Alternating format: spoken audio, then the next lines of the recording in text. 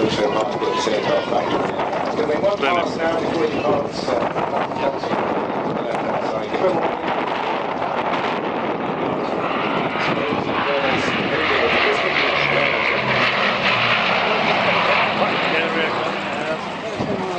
Dropping it out of the cockpits now and again. You see that they're having to adjust all the way round with this strong wind beating out, but now pulling up again. Feeling Peter Wells very much from a gliding background, and you can see some of the manoeuvres very much coming from his gliding experience. His entire family, father, brothers and wife, all held various national titles and even some world records as well. Himself and just about everybody else in the industry to get this far, and tremendous airspeed there, absolutely superb figure going up, and look at the drift. Richard will be, to a great degree at the moment, assessing just how much this wind is going to affect his manoeuvres. He did have a plan exactly what he was going to do today. It came with a caveat though, that he might have to do some freestyle back towards the end to give the best view for the crowd. Yes, I was explaining earlier on that most of these guys get an authorization to do certain manoeuvres, and then it's up to them. So even someone like yourself, Greg, who's seen which you never actually really know what he's going to do next. Not sure whether he can see you, but you can see him. Please give him a wave as he goes down. This is Richard Goodwin heading up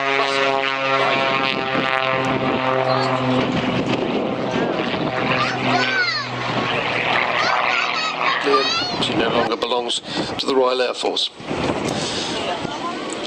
So when you get the chance, do go and see the Vulcan Club stand, which is off to the left-hand end of the display area, and you'll see their pennants there. Do please go and see them. They'll be able to put you in touch with how to keep in touch with the Vulcan, the website, vulcantothesky.org, and they've got an amazing raffle running there. I'll tell you more about that in a moment, but the tickets are £2 each, and some really fantastic prizes, including flying with the Vulcan.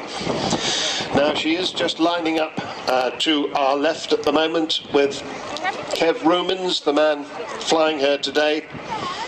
He's the co-captain. The other co-captain is Bill Ramsey, and there's a third member of the crew, the air electronics officer, and that's Phil Davies for today.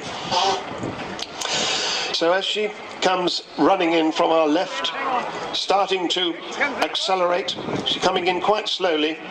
You can see, I can see as I look straight to our left, you can see how strong the wind is from her right. She's quite drifting significantly, yawing to the left. Here she is.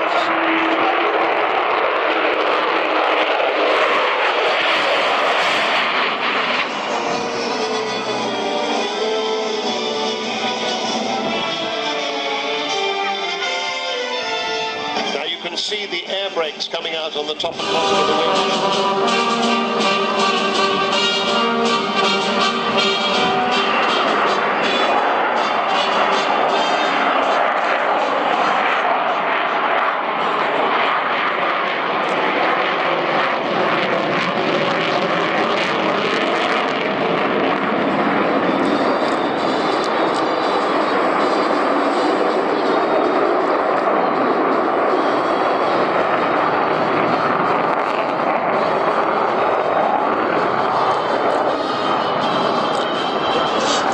The runway for it, but this is what she would be looking like if she were coming in to land.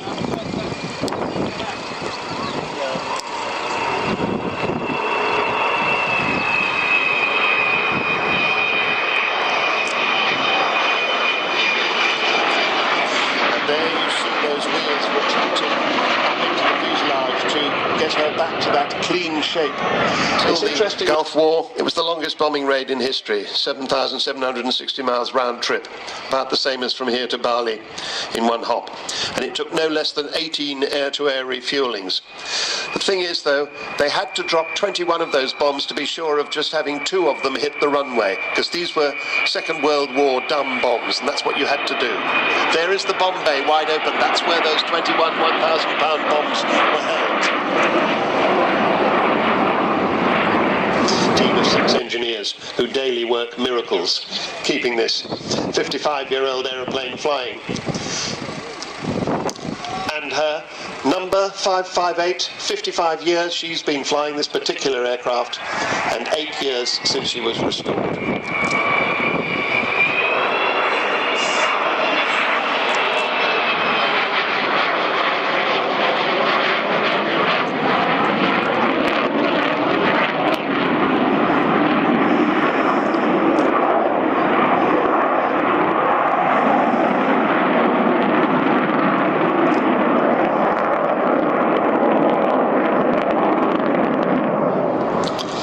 You can see there that she is as manoeuvrable as a fighter. She even has fighter-style control sticks. She doesn't have a big control yoke that most bombers have.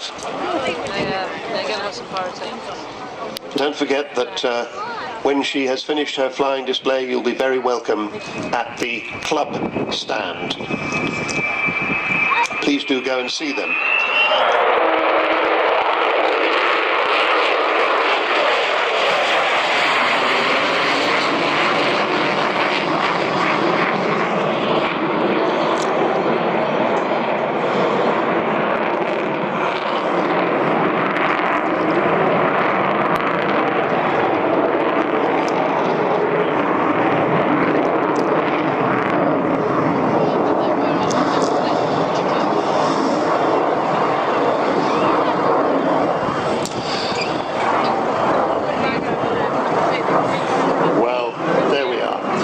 Enjoyed today's display and you'd like to help keep XH558 going, you could just get your mobile out now and send a text